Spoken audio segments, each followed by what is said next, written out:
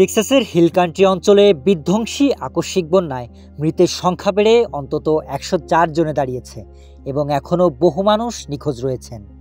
গুয়াডালুপে নদীতে চলছে উদ্ধার অভিযান। শুক্রবার সকালে নদীটির জলস্তর দ্রুত গতিতে বেড়ে একটি দোতলা বাড়ির সমান উচ্চতায় পৌঁছে যায়। স্থানীয় প্রশাসনিক কর্মকর্তারা জানিয়েছেন, কের কাউন্টির একটি মেয়েদের গ্রীষ্মকালীন ক্যাম্প মিস্টিক থেকে এখনও প্রায় 1 ডজন মেয়ে নিখোঁজ রয়েছে।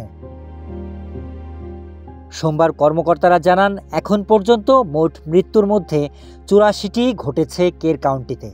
হান্ট শহরে নদীর ধারে অবস্থিত ক্যাম্প মিস্টিক কর্তৃপক্ষ সোমবার নিশ্চিত করেছে, বন্যায় তাদের অন্তত 27 জন ক্যাম্পার ও কাউন্সিলর মারা গেছেন। ক্যাম্প কর্তৃপক্ষ এক বিবৃতিতে বলেছে, এই অকল্পনীয় ট্র্যাজেডির শিকার পরিবারগুলোর জন্য আমাদের হৃদয় ভেঙে যাচ্ছে। আমরা তাদের জন্য অবিরাম প্রার্থনা করছি। আমরা স্থানীয় ও রাজ্য কর্তৃপক্ষের সঙ্গে যোগাযোগ রাখছি, যারা আমাদের নিখোঁজ মেয়েদের খুঁজে বের করার জন্য অক্লান্তভাবে ব্যাপক সম্পদ ও লোকবল মোতায়েন করেছেন।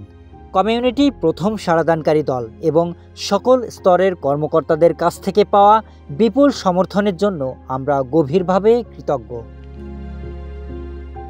কের কাউন্টির স্থানীয় প্রশাসন জানিয়েছেন, ক্যাম্প মিস্টিকের অন্তত 10 জন ক্যাম্পার এবং একজন কাউন্সিলর এখনও নিখোঁজ রয়েছেন।